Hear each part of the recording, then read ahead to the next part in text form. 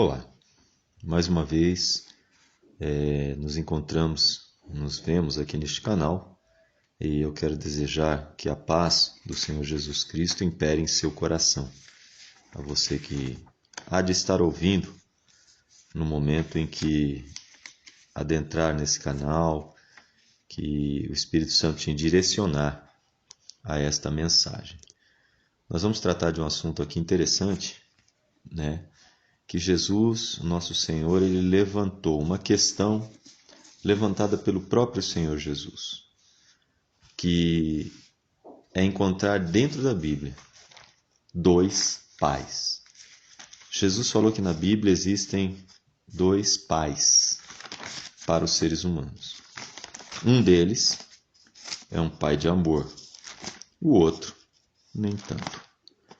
O outro nem amor, nem nenhum tipo de graça, nem misericórdia se encontram neles. E o texto que eu quero ler aqui se encontra em João, capítulo de números 8, versículo de número 30, deixa eu ver aqui, número 38.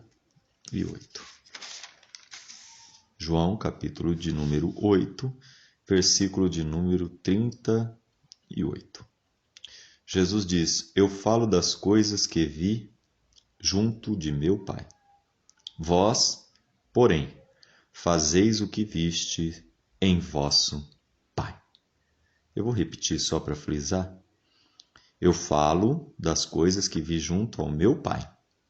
Vós, porém, fazeis o que vistes em vosso Pai. Jesus afirma aqui que há dois pais relacionados na Bíblia. Dois que podem ser ditos pais. E nesse assunto, que vai ser um pouco polêmico, eu quero tratar da questão de quem é o pai de amor. Quem é o pai que todos reivindicam? Para você entender, quase todas as pessoas que têm uma crença em Deus, elas reivindicam a paternidade divina. Quase todos, né, dizem: eu sou filho de Deus, porque Deus é um só. Estão baseados em Efésios 4, versículo 6, onde diz que há um só Deus e Pai, do qual é sobre todos e por todos e em todos. Há um só Deus e Pai, o qual é sobre todos e por todos e em todos. Porém, quando nós começamos a caminhar nas páginas da própria Bíblia, nós começamos a encontrar aqui algumas divergências, tanto de caráter como de ações, do Deus Pai para o outro, que o próprio Senhor Jesus disse ser diferente. Porque Jesus disse que fala o que ouviu do seu Pai. E os judeus, Israel, faziam o que viram no Pai deles. Então são dois. A Bíblia não pode se negar. E todos eles, baseados nesse texto de Efésios, dizem que há um só Pai. Porém, a paternidade divina só ocorre pela fé em Cristo. Ou seja, quando você é praticamente adotado por Deus em Cristo Jesus. Pelo menos a do Deus verdadeiro. Vamos ver se é verdade? João, capítulo de número 1, versículos de número 11, 12 e 13. João, capítulo de número 1, versículos de número 11, 12 e 13. Jesus veio para o que era seu sofrimento, seu martírio, e os seus, o povo do qual ele descende, não o receberam. Mas a todos quanto receberam, deu-lhes o poder de serem feitos filhos de Deus, a saber, aos que creem no seu nome. Preste atenção no versículo 13. Os quais não nasceram do sangue, nem da vontade da carne, nem da vontade do homem, mas de Deus. Ok? Então, Jesus está afirmando aqui, no Evangelho de João, capítulo de número 1, versos 11 ao 13, que ele veio para o que era seu. Jesus haveria de vir, e estava anunciado nas Escrituras, que ele padeceria, Isaías capítulo 53. E ele veio para que ele vencesse a morte, ele pagasse pelos nossos pecados, porque nós somos comprados com o sangue de Cristo, no sangue de Cristo somos perdoados, então o preço foi alto. E ele abolisse a lei dos mandamentos, que de alguma maneira era contra nós nas suas ordenanças, que está em Colossenses 2, verso 13 e 14. Então ele veio aqui para o que era seu, né? Ele já tinha algo determinado, porque ele é autor e consumador da fé. Então ele é o autor, ele tem a autoria da salvação do homem. Então ele já tinha algo pré-determinado a fazer. E ele veio para o que era seu. Ir para a cruz, morrer numa cruz, ser humilhado, ser vituperado, tudo isso já era de ciência de Cristo Jesus, de que ele haveria de passar. Mas os seus, agora nós falamos de descendência, nós falamos agora de familiares, nós falamos agora das tribos das quais ele descende, da tribo de Judá. Os judeus, os israelitas, não o receberam. Ou seja, Israel não compreendeu que ele vinha da parte do Pai, Israel não compreendeu o projeto de Cristo e não o recebeu. No versículo 12 nós lemos que, porém, todo, agora sem exceções, todo aquele que o recebe, lhe é dado o poder de ser feito. João capítulo 1,12 diz que quem recebe a Jesus Cristo, lhe é dado o poder de ser feito filho de Deus. Ou seja, há uma transformação. Há uma grande transformação. Por exemplo, se eu sento num banco de uma praça, onde costumo pregar, e esse banco é de concreto, e para fazer ele precisou de cimento, mas ele não é cimento. Quando eu me sento dele, eu não me sento num saco de cimento, eu me sento num banco, onde os materiais que foram utilizados para a confecção desse banco já secaram, já se tornaram, tomaram molde e se tornaram o próprio banco. Eu não estou num saco de cimento. Porém, a matéria-prima precisou ser usada e foi o cimento. Então, Jesus está dizendo aqui, todos aqueles que o recebem, lhe é dado o poder de ser feito, transformação, filho de Deus. Ok? No verso 13, ele diz assim, a saber, para que vocês saibam, entendam, compreendam, que não são os nascidos nem do sangue, ou seja, a geração carnal, a geração natural do homem, ela depende do sangue, porque o sangue é a vida. Então, nós passamos toda a nossa genética de pai para filho através do nosso sangue. Não nasceram do sangue, nem da carne, nem da vontade do homem, do papai e da mamãe. Então, os nascidos de Deus têm um nascimento diferente. Primeiro, João está dizendo em versículo 12, João 1,12, que aquele que recebe a Jesus lhe é dado o poder de ser feito. Primeiro, tem uma transformação. E essa transformação só ocorre quando alguém recebe e crê em Cristo. Segundo, filho de Deus. Opa, peraí. O versículo 13 diz que não são os filhos de Deus os nascidos nem do sangue, nem da carne, nem gerados naturalmente pela vontade do papai e da mamãe? Não. São aqueles que recebem a Cristo e são transformados. Em João capítulo de número 3, Nicodemos vai se encontrar com Jesus à noite, com medo de ser excluído da sua religião, porque eles tinham inveja de Jesus. E no seu coração ele viu que Jesus era diferente. O Espírito Santo já estava movendo o coração de Nicodemos. E como ele não poderia ir ter com Jesus durante o dia, naturalmente, conversar com ele, porque ele poderia ser excluído da sinagoga, sendo ele um dos principais mestres e sacerdotes prováveis daquela sinagoga, então ele resolve de noite. Eu tenho para mim que Jesus pensou assim, bom, eu vou conversar com Jesus. Se for a pessoa que eu estou pensando, o Salvador, o Messias, eu me entrego a ele. Se não for, eu volto para a minha religião, volto lá para a sinagoga, eu já sou velho, acabo os meus dias lá e está tudo resolvido, estou na minha crença. Mas ele foi. E à noite ele disse, Rabi, Bem sabemos, bem sei, melhor dizendo, que tu és mestre vindo de Deus, porque ninguém pode fazer os sinais que tu fazes se Deus não for com ele. Jesus lhe responde: Nicodemos, se alguém não nascer de novo, não pode ver o reino de Deus. Primeira coisa que eu contemplo aqui é a resposta de Jesus. Ele está deixando claro, de forma categórica, afirmativa, que se alguém não nascer de novo, não vê o reino de Deus. Não pode ver. Ou seja, o reino de Deus ainda não tinha se manifestado. Enquanto Jesus pregava, o reino de Deus ainda não havia se manifestado. O reino de Deus só se manifestou após a cruz. Como pode ser isso? Disse Nicodemos. Eu sou um homem velho, voltaria a entrar no ventre da minha mãe e nascer outra vez? É impossível. Jesus aproveitou a colocação de Nicodemos, que ele fez sobre a natureza carnal, natural, e ele diz: pois é, Nicodemos, quem nasce da carne é carne, porém quem nasce do Espírito é Espírito. Se alguém não nascer da água e do Espírito, também não entra no reino de Deus.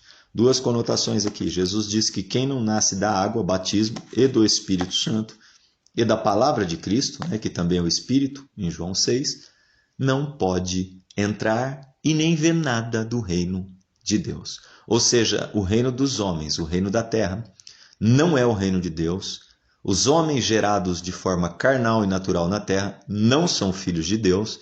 E para me tornar filho de Deus, eu tenho que colocar a minha confiança, a minha fé em Cristo Jesus. Credibilizar, melhor dizendo, o que Jesus fez por mim. Ok? Então nós já verificamos aqui que dentro do próprio Evangelho, dentro da própria Palavra de Deus, é impossível que uma pessoa seja filha de Deus sem receber a Cristo. Por que eu não posso ser filho de Deus se eu não recebo Jesus? Eu não posso te censurar, eu não posso te julgar. Se você crê em Jesus, eu jamais vou dizer que você não é filho de Deus. Agora, se você não crê em Jesus e tem uma crença equivocada em um outro Deus, eu já não vou nunca aceitar ou me conformar em dizer que você é um filho de Deus, porque eu estaria enganando você. Nós vamos ver aqui se existia ou não algum filho de Deus antes de Jesus. No livro de João, capítulo de número 3, verso 16, é um texto célebre, é um texto ímpar da palavra, é um texto central e principal do Evangelho.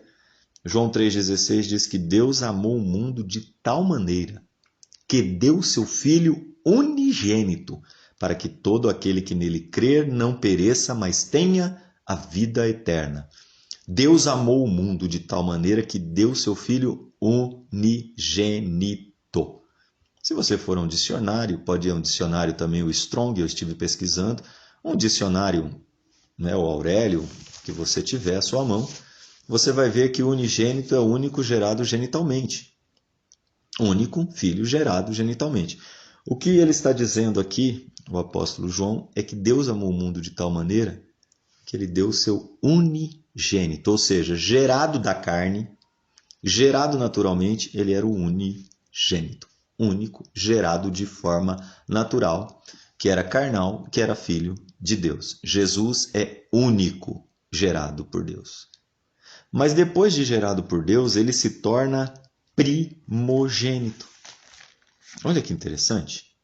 Nós vamos ler aqui em Colossenses, capítulo 1, versículos 15 a seguir, o que acontece com quem recebe a Jesus. Eu vou ler Colossenses, capítulo de número 1, versículo de número 13. Ele nos libertou do império das trevas e nos transportou para o reino do Filho do seu amor, no qual temos a redenção, a remissão dos nossos pecados. E ele é a imagem do Deus invisível e o primogênito de toda a criação. A diferença entre unigênito e primogênito é que o unigênito ele é único. Por exemplo, se José tivesse tido um só filho, Jesus Cristo, ele seria unigênito. Unigênito, único gerado por José.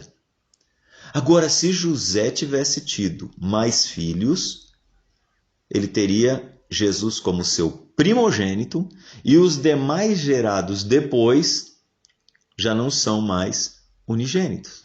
Ou seja, são gerados pelo unigênito. Jesus passa a ser, então, o primeiro primogênito de muitos irmãos. Então, toda a geração de filhos de Deus só veio a partir de Jesus. Ele é o primogênito de toda a criação.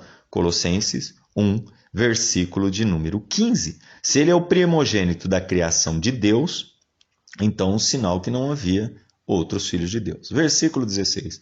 Porque em Jesus foram criadas todas as coisas, no céu e sobre a terra, a quais sejam soberanias, principados, potestades, tudo foi criado por meio dele e para ele. E ele é antes de todas as coisas, e nele tudo subsiste.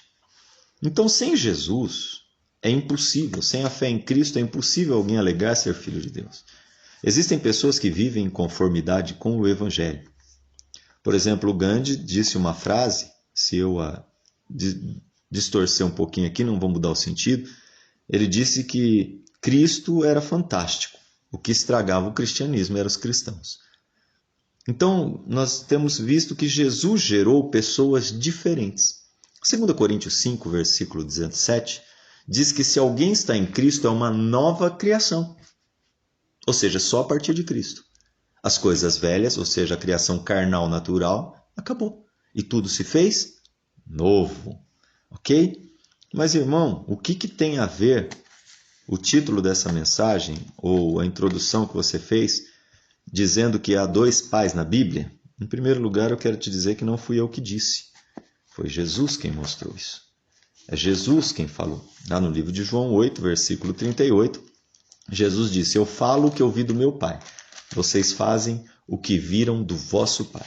Então não sou eu que estou dizendo que há dois pais na Bíblia. Até agora eu te mostrei que para ser filho de Deus é necessário crer em Jesus Cristo. Porque ele é o único que Deus gerou para que através dele fosse gerado a descendência dele. Então ele é primogênito de muitos irmãos. Ou seja, através de Cristo, tudo é criado por Deus. O reino de Deus não existia antes de Cristo se manifestar. Ok? Mas por que eu falei de dois pais? Vamos lá? Vamos analisar o que Jesus disse sobre o assunto de João, capítulo de número 8. Agora eu quero entrar aqui no capítulo específico, João capítulo de número 8, e quero fazer algumas análises aqui, algumas considerações. Jesus, quando ele veio aqui à Terra, ele veio para dar liberdade aos cegos, colocar os cativos em liberdade. Ele veio para salvar. Ele veio para mudar a direção, o curso de que esse mundo estava vivendo.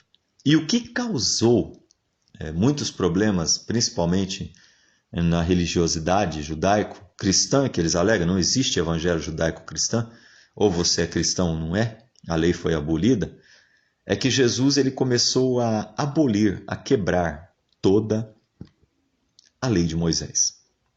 Eu quero citar alguns textos para vocês, onde ele desfaz o que o Deus do Antigo Testamento havia feito. Primeiro ele diz assim, Mateus capítulo 5, versículo 43. Vocês ouviram o que foi dito aos antigos? Amarás ao teu próximo e odiarás o teu inimigo. Esta versão que eu estou lendo é uma João Ferreira de 1969. Ouviste o que foi dito, : amarás o teu próximo e odiarás o teu inimigo. Então a lei na antiga aliança, ela dizia, amarás o teu próximo e terás ódio dos seus inimigos. Peraí, como é que funciona isso? Vamos ver se tem isso. Levítico 19, 18, vamos ver se está lá mesmo, senão nós vamos encontrar aqui. Levítico 19, 18. Vamos achar Levítico 19, versículo de número 18. Essa é a lei da antiga aliança que foi dada no Sinai a Moisés. Vamos ver se é isso. 19, versículo 18. Não é esse texto. Deixa-me voltar agora e procurar aqui onde é que está esse texto. Ouviste o que foi dito aos antigos, amarás ao teu próximo e odiarás o teu inimigo. Vamos procurar aqui. Isso mesmo. Levítico 19, versículo 18. Jesus, então, no 44 diz: Eu, porém, vos digo, amem os vossos inimigos e orem pelos que vos perseguem. Verso 45. Para que vos torneis, então não eram, filhos do vosso Pai Celeste, porque Ele faz nascer o seu sol sobre bons e maus, e vir chuva sobre justos e injustos. Porque se amardes os que vos amam, que recompensa tendes? Não fazem assim também os publicanos? O mesmo? Ok? Então Jesus desfaz o que os israelitas consideravam como normativa dada por Deus no Antigo Testamento. Eles faziam guerra com qualquer um que se opusesse a eles, porém, eles amavam a si mesmo, uns aos outros. Ame o teu próximo como a ti mesmo, porém aborreciam os inimigos por ordem daquele que eles diziam ser o seu pai na antiga aliança. É impressionante, mas é a verdade. E Jesus desfaz isso. Jesus começa a mostrar que os mandamentos dele são muito mais sublimes, muito mais elevados do que os mandamentos dados na lei. Então ele começa a desfazer esse tipo de atitude. Versículo 38 do capítulo 5 de Mateus, ele diz: Ouviste o que foi dito aos antigos? Olho por olho, dente por dente. Eu, porém, vos digo, não resista ao perverso, mas a qualquer que te ferir na face direita, volta-te também a outra. E se alguém demandar contigo, tira-lhe a túnica, dá também a capa. E se alguém te obrigar a andar 1 milha, vá com ele 2. Dá a quem te pede e não volte as costas ao que deseja que lhe empreste. O povo de Israel estava acostumado a amar a si mesmo. A lei que dizia olho por olho, dente por dente, pé por pé, mão por mão. E Jesus vai e diz, não. Eu, porém, vos digo, não resista, nem ao homem perverso nessa tradução, mas a qualquer que te ferir a face direita, volta-te também a outra. Ou seja, Jesus anula a lei da vingança.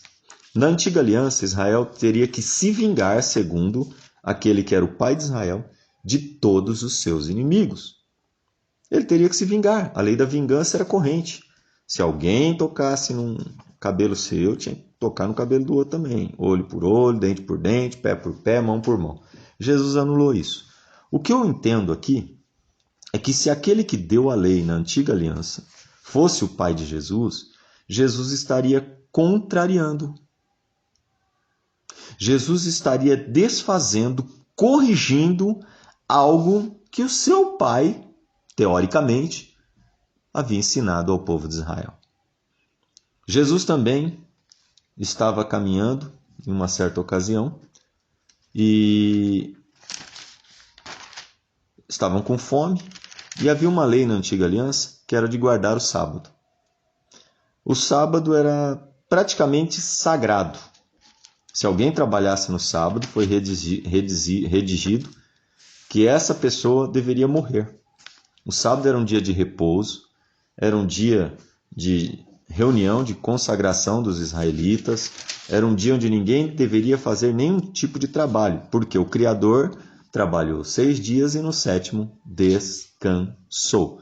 Ok? Então nós vamos ver Jesus aqui também desfazendo a lei do sábado. Jesus estava comendo umas espigas de milho junto com os discípulos. Eles não tinham carne ali na hora, mas tinham uma plantação de milho. Então eles colhem espigas no sábado e começam a assá-la. No sábado era proibido. E os religiosos, fariseus e escribas chegam para ele e dizem, olha, é proibido colher e cozinhar no sábado, fazer trabalhos no sábado. Você está contra a lei. E Jesus disse, eu sou o Senhor do sábado. Jesus anula mais uma lei. Por quê? O sábado era o período de descanso diário, ou semanal, desculpe. Mas o sábado também era figura de um descanso que Deus daria a um povo que havia sofrido desde a saída do Egito, ou desde a escravidão do Egito, ao entrar na terra prometida. Em Hebreus, capítulo 3, se não me falha a memória, esse descanso teria sido dado a Josué, porém o escritor aos Hebreus diz que eles não obtiveram descanso.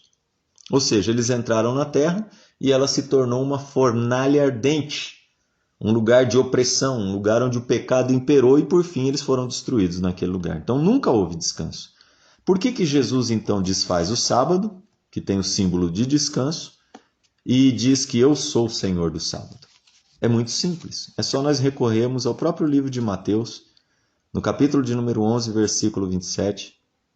Jesus disse: ninguém conhece o Filho senão o Pai. Ninguém conhece o Pai senão o Filho, e aquele a quem o Filho quiser revelar.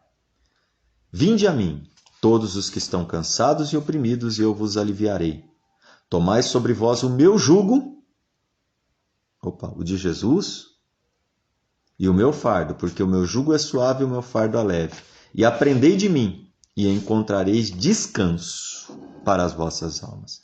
Jesus é o descanso de Deus para aqueles que o recebem e creem. Então eu não posso dizer aqui que Jesus concordava com toda a lei, mas ele aboliu a lei. Por que ele aboliu a lei? Porque a lei ela era contra a graça, ou melhor, na lei não existia graça. João 1, versículo 17, João diz o seguinte: a lei foi dada por Moisés, a graça e a verdade vieram por Jesus Cristo. Versículo 18, Deus nunca foi visto por alguém, o Filho que está no seio do Pai, este o fez conhecer. Se só Jesus faz conhecer o Pai, em João 1, versículo 18, quando João Batista diz isso, o evangelista João está confirmando isso com as palavras do próprio Jesus. Ele disse: eu falo das coisas que vi junto do meu Pai, vós, porém, fazeis a que viram junto do vosso Pai. Existem dois pais na Bíblia. Um é verdadeiro, o outro não é verdadeiro. Também não agrada. Então vamos descobrir quem são esses dois e quais as obras desses dois. Em João capítulo de número 8, versículo 1, Jesus vai para o Monte das Oliveiras, está orando e de madrugada volta para o templo e todo o povo vai ter com ele. E ele ensina. E os escribas e fariseus resolvem trazer uma mulher pega em adultério diante de Jesus para prová-lo. Por quê? Porque ele estava destruindo a lei. Ele quebrava o sábado, o olho por olho, dente por dente, que em Israel, como eles se achavam uma nação superior, que os outros eles eram inferiores a eles, que a religião deles era a única correta, que o Deus deles era o mais poderoso na antiga aliança, era o único. Então eles começaram a ficar indignados com Jesus. Jesus acabou com a lei do divórcio que Moisés deu, que o homem se achasse coisa feia na sua mulher, ele poderia dar carta de divórcio e mandar embora e casar outra vez. Jesus, porém, disse: eu vos digo que se você deixar sua esposa, não sendo por motivo de prostituição, e casar de novo, você é adúltero e aquela com quem você casou também se torna adúltera. Então Jesus aboliu mais uma leizinha que foi dada a Israel. Nós já temos 5. E esses religiosos, no versículo 3, diz que foram escribas e fariseus. Não era qualquer pessoa. Os escribas eram aqueles que se intitulavam os conhecedores das letras. E os fariseus eram os intérpretes dessas letras no seu tempo. Era o núcleo religioso mais forte da sua época. E eles pegam uma mulher que foi surpreendida em adultério e fazem ficar de pé no meio de todos e dizem a Jesus: mestre, esta mulher foi apanhada em flagrante adultério. E na lei, na lei, Moisés disse que tais mulheres devem ser apedrejadas. Deuteronômio 22 e Levítico capítulo 20, se não me falha a memória, 14, você medita lá, para nós ganharmos tempo. Então a lei dizia que uma mulher pega em adultério deveria ser apedrejada. Eu quero que você atente para um detalhe. Não havia nenhum tipo de sacrifício ou holocausto para perdão dessa mulher. Então ela estava sentenciada à morte pela lei. Quando Paulo diz, lá no livro de 2 Coríntios 3, versículo 8, que a lei é ministério da condenação e da morte, ele não estava brincando. Aquela mulher estava sentenciada à morte sem apelação, sem ritos, sem nenhum holocausto, sem nenhum tipo de sacrifício para a remissão do seu pecado.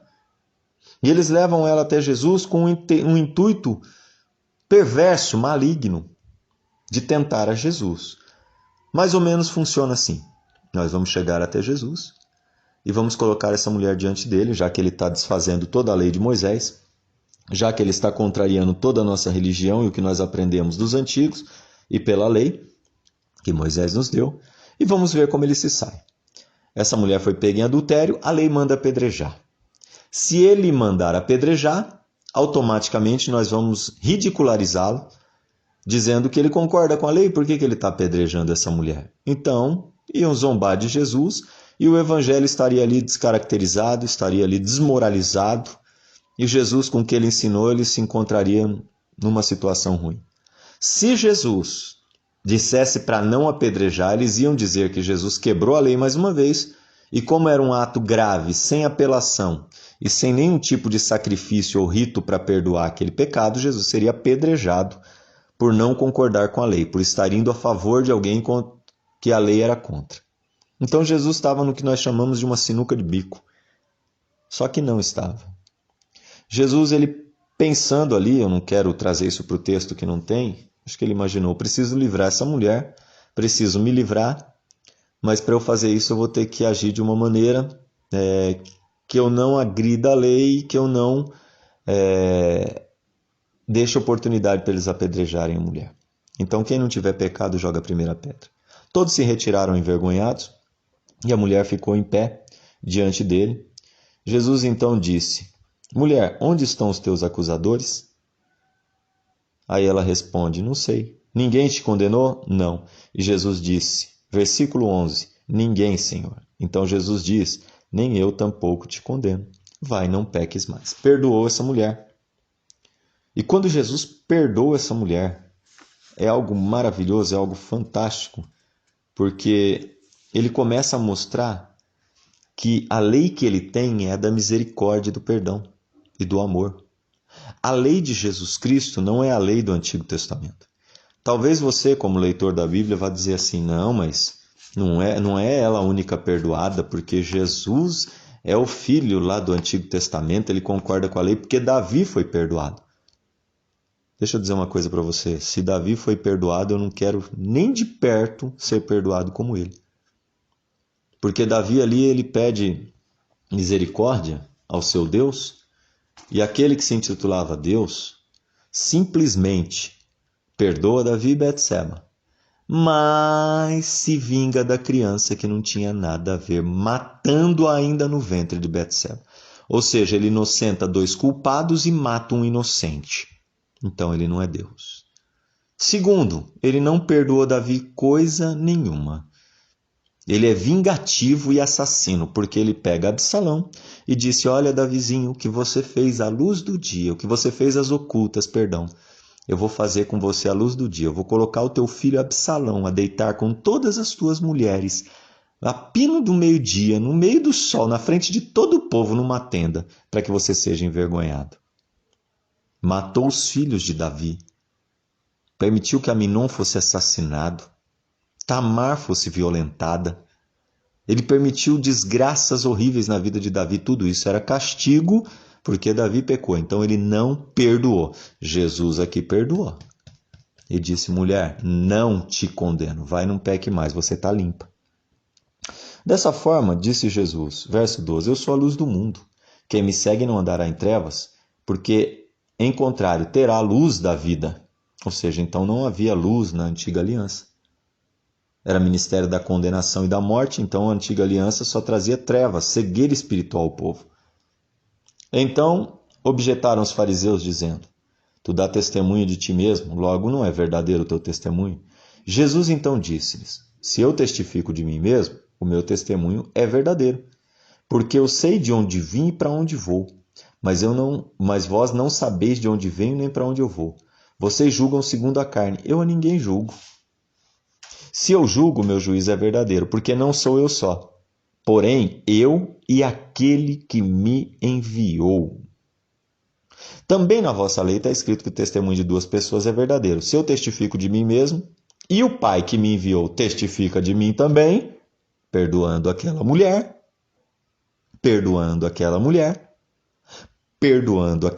não a condenando como a lei,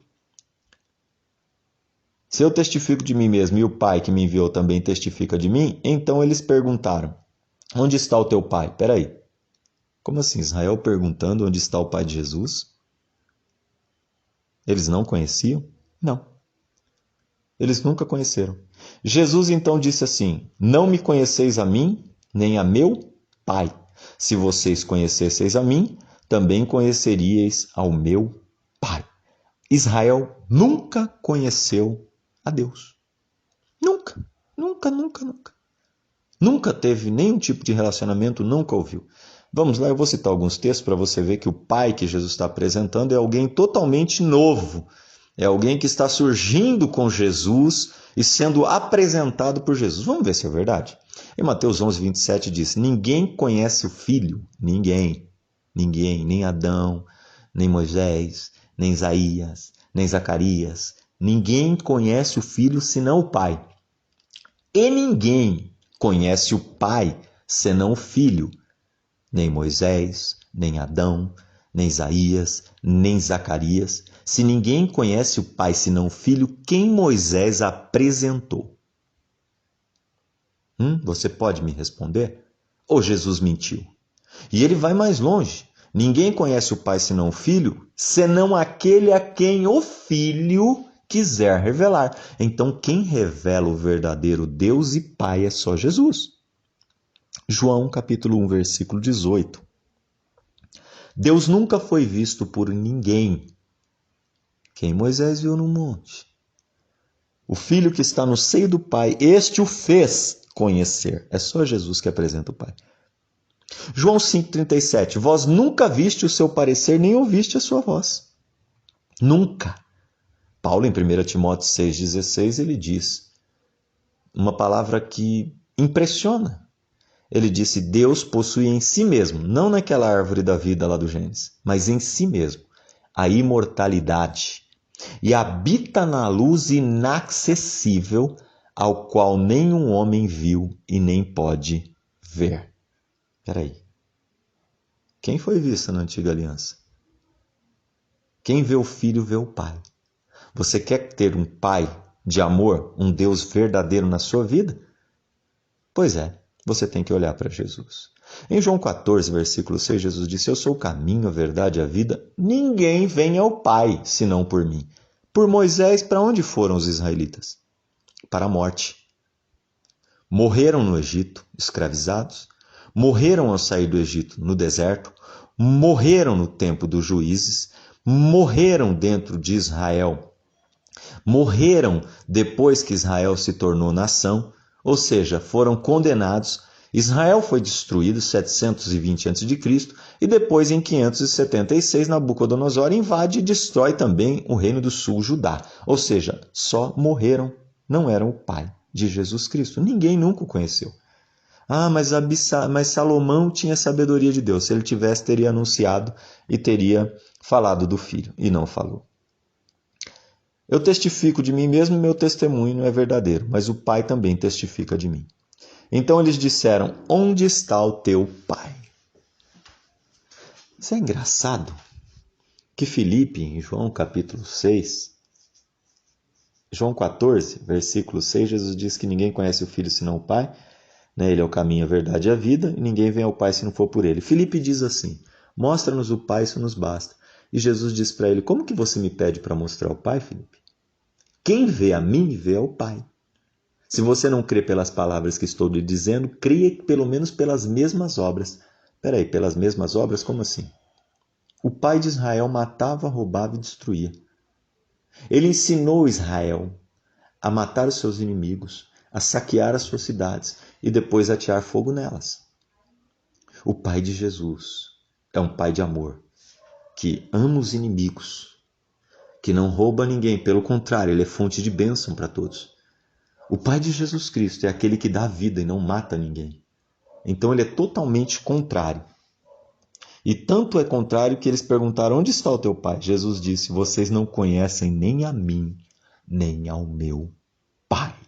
Versículo 19. Porque se vocês conhecesseis a mim, também conhecerias a meu Pai. Proferiu essas palavras no lugar do gasofilácio, quando ensinava no templo. E ninguém o prendeu, porque não era chegada a sua hora. Jesus só não morreu, porque a hora dele era a hora da cruz. Então Jesus ele começa a mostrar que o Pai verdadeiro é de cima e não de baixo. Em Jeremias 32, 27, aquele que se intitulava Deus na antiga aliança diz: eu sou o Deus de toda a carne. Em João capítulo 4, verso 23, Jesus disse que chegou a hora e agora, só a partir dele, em que os verdadeiros adoradores adorarão o Pai em espírito e em verdade, porque são estes que o Pai procura para seus adoradores, não os da carne. Deus não tem filhos na carne. Versículo 23. Prosseguiu: vocês são daqui de baixo, eu sou lá de cima. Vós sois deste mundo, eu não sou deste mundo. Peraí, o reino de Jesus não é desse mundo? Não. Mas o reino do Antigo Testamento era nesse mundo. Israel era considerado um reino sacerdotal, uma nação santa, um povo escolhido. Por isso eu vos disse que vocês vão morrer nos seus pecados, porque se não crerem que eu sou, olha Jesus dizendo que ele é, morrereis nos vossos pecados. E é o único que perdoa os pecados. Então lhe perguntaram: quem és tu? Respondeu Jesus: o que eu tenho dito desde o princípio.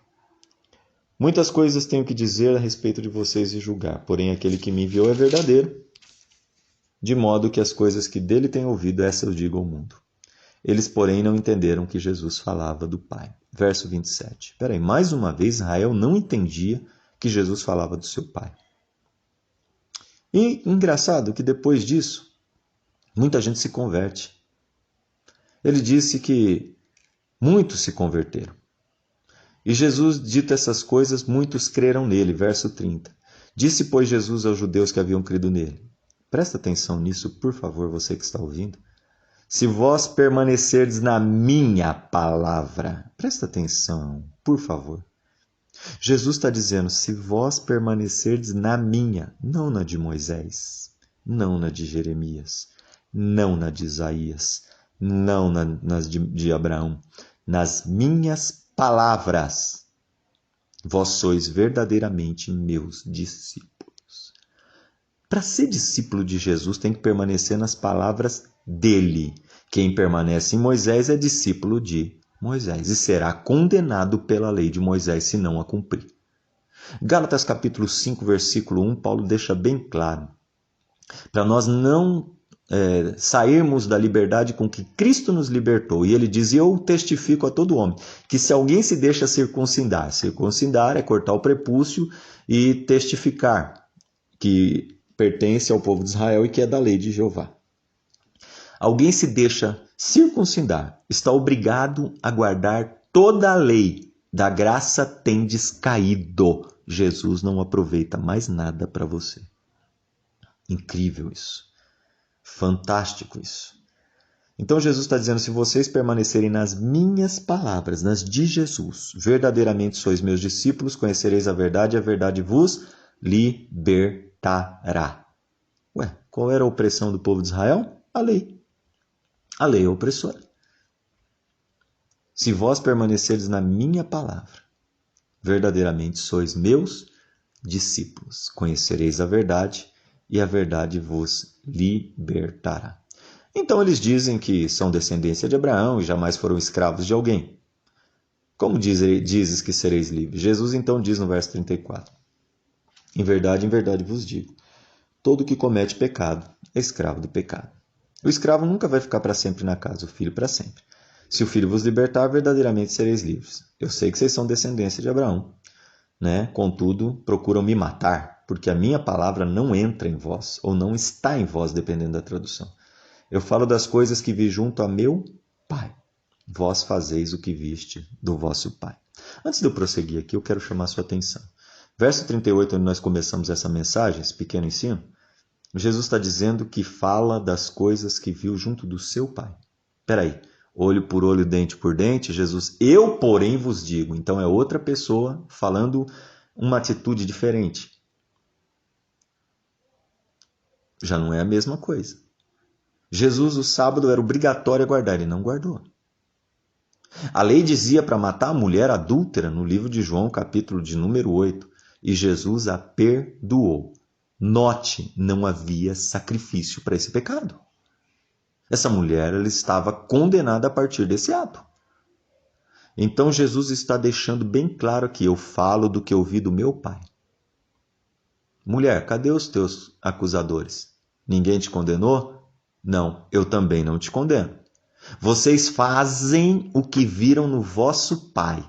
Mestre, essa mulher foi pega em adultério e a lei manda que ela seja apedrejada e morta. Então o pai de Jesus perdoa. E Jesus, imitando seu pai, perdoa aquela mulher. O pai de Israel mata, é homicida, é assassino e não perdoa. Então eles não podem ser o mesmo pai. Eu não quero ele como meu pai. Ok? Vamos prosseguir? Eu vou dar uma pulada aqui. Não, vou continuar. Então lhe responderam: Nosso pai Abraão, disse Jesus, se vocês são filhos de Abraão, pratiquem as obras de Abraão. Mas agora vocês procuram me matar, a mim que tenho falado a verdade a vocês? Abraão não fez assim. Vós fazeis as obras do vosso pai. Então eles disseram: Nós não somos bastardos, temos um pai que é Deus. Replicou-lhe Jesus, verso 42, se Deus fosse vosso pai de fato, certamente me haviam de amar, porque eu vim de Deus e aqui estou. Eu não vim de mim mesmo, mas ele me enviou. Qual é a razão por que não compreendeis a minha linguagem? É porque sois incapazes de ouvir a minha palavra. Olha o que Jesus diz. Esse texto é clássico. Verso 44.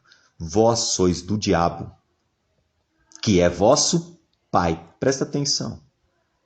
Jesus está dizendo aos fariseus e aos escribas, os mestres da lei e os doutores da lei, que vós sois do diabo, que é vosso pai, e que eles queriam satisfazer-lhe os desejos. Espera aí, onde que está o ministério da condenação e da morte? Está gravado em letras em pedras, que foi entregue a Moisés. 2 Coríntios 3, versículos de número 8 e 9. Ministério da condenação também. E ele está dizendo, vocês são do diabo, o vosso pai, e querem satisfazer seus desejos. Ou seja, Israel gostava de satisfazer os desejos do diabo, matando pessoas. Ele foi homicida desde o princípio, jamais se firmou na verdade, porque nele não há verdade. Então quem deu a lei para Israel não possuía verdade nele. Porque a lei foi dada por Moisés. A graça e a verdade só vieram por Jesus Cristo. João 17. E quando ele profere mentira, fala do que ele é próprio porque é mentiroso e pai da mentira. Mas porque eu vos digo a verdade, vocês não me creem. Quem dentre vós me convence de pecado? A lei convencia o homem do pecado. Mas Jesus pergunta para eles, quem dentre vocês consegue me convencer do pecado? Se eu vos digo a verdade, por que não me credes? Olha que interessante. Jesus chamou Israel de filho do diabo. Vamos ver por quê? Eles queriam satisfazer os desejos do diabo. Aqueles religiosos, ao verem aquela mulher em adultério, pegaram ela, tá? E eles sabiam que pela lei ela deveria ser morta. Então eles esperavam que Jesus a apedrejasse, ou desse ordem para ela ser apedrejada. E se Jesus não fizesse, eles iriam apedrejar a ela e a Jesus. Então Jesus disse, vós sois do diabo, que é vosso pai, e querem satisfazer os seus desejos. Então o desejo deles no começo desse texto de João 8 era exatamente ver aquela mulher ser apedrejada, ou até mesmo ela junto com Jesus. Olha que incrível. A lei só matou gente. A lei não aperfeiçoou nada. A lei não trouxe ninguém à luz. Hebreus 7, versículos 18 e 19. Diz que a lei é fraca e inútil. Por isso ela teve que ser abolida. Porque nunca aperfeiçoou nada. E dessa sorte nos é introduzida uma melhor esperança. Jesus. Pela qual, presta atenção, Hebreus 7, 19. Pela qual nos chegamos a Deus. Sem Jesus, ninguém chega a Deus. Eu sou o caminho, a verdade e a vida. Ninguém vem ao Pai senão por mim. Jesus te ama tanto que ele desceu aqui e derrotou o falso Deus no Antigo Testamento, o falso pai, porque aquele que deu a lei a Moisés não é o pai de amor de Jesus Cristo, isso é blasfêmia. Ele destruiu e aboliu a lei, que era contra nós nas suas ordenanças. A lei nunca foi a nosso favor. Então Jesus a aboliu completamente. Olha que coisa interessante. Olha o que ele diz aqui em Colossenses capítulo 3, verso 14. Vou do 13 a seguir. E a vocês que estavam mortos pelas vossas transgressões, ou seja, a lei já sentenciava a morte, e pela incircuncisão da vossa carne, por não serem participantes do reino de Israel, Jesus vos deu vida junto com ele, perdoando todos os vossos delitos, e cancelou o escrito de dívida que era contra nós e que constava de ordenanças, a lei, o qual nos era contrário ou prejudicial. Removeu inteiramente, cravando-a na cruz. Meu Deus. Quer dizer que Jesus removeu a lei. Mas não foi da vontade do Pai ter dado a lei? Não, nunca foi. Deus nunca quis aquilo. Eu considero a entrada desse falso Deus no universo criado pelo verdadeiro como um nódulo cancerígeno no corpo de uma pessoa, que a todo custo precisa ser eliminado porque causa males. Uma pessoa que já teve um câncer, ou um familiar que teve câncer, sabe muito bem do que eu estou dizendo. Isso nunca é algo bom. Então, no livro de Hebreus, capítulo 10, eu vou ler aqui versículo 4, para você ver a inutilidade da lei. Porque é impossível que o sangue de touros e bodes remova pecados. Então, o único que remove pecado é Jesus. Versículo 4. Hebreus 10, verso 4. Por isso, ao Jesus entrar no mundo, disse: Sacrifício e oferta tu nunca quiseste, Pai. Antes um corpo me formaste. Não te deleitaste com holocausto e oferta pelo pecado, ou seja, sempre foram inúteis. Então eu disse: Eis que aqui estou. No livro do rolo está escrito a meu respeito, para fazer, ó Deus, a tua vontade.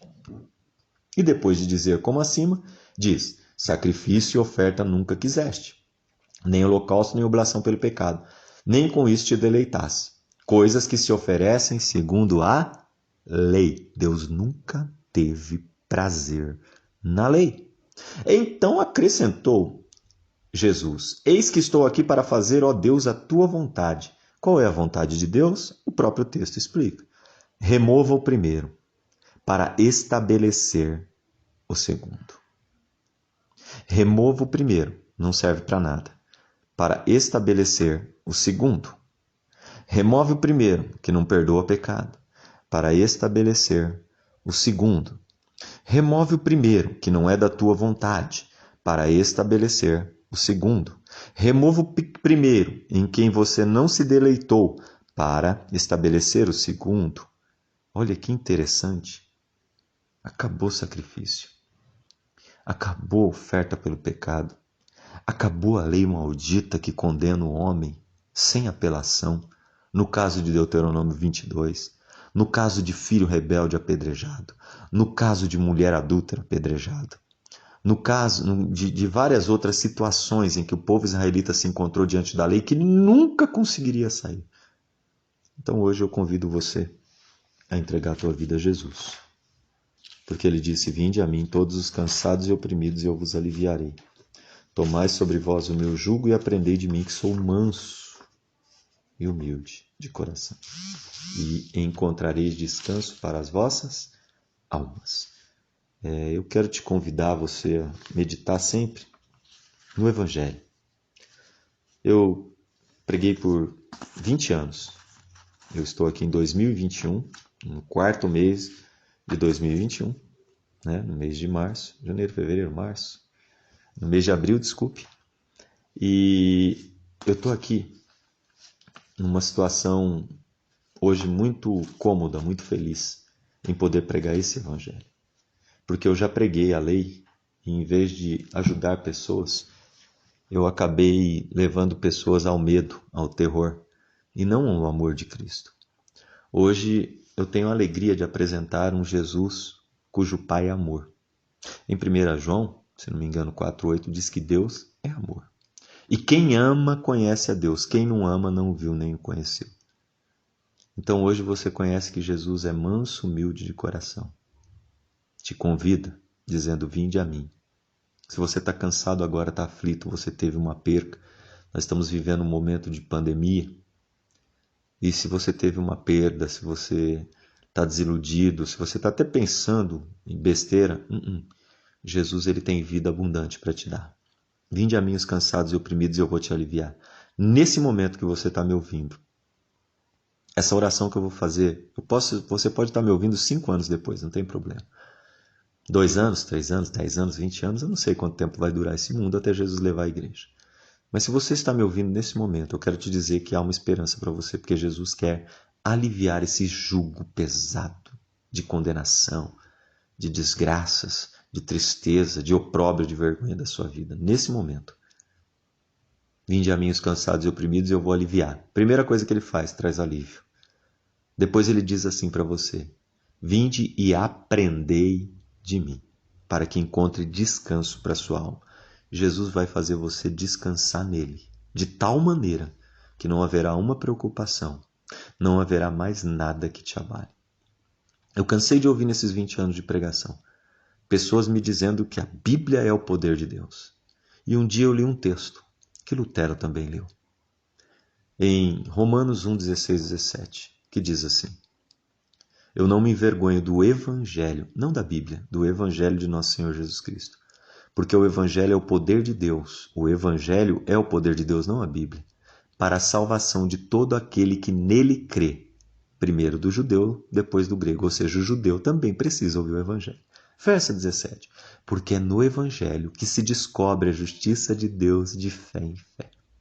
Se é uma descoberta, ninguém jamais conheceu. Hoje você está tendo o privilégio de conhecer. Porque Jesus está descobrindo, descortinando, te apresentando um Deus de amor. Um Deus que jamais vai te condenar. Um Deus que jamais vai colocar uma lei diante de você, que é impossível de você cumprir. E depois de você ter dado uma mancada nessa lei, te destruir. Não. Esse Deus nos ama tanto, que nos mostrou, através do seu Filho, o quanto Ele nos quer perdoar.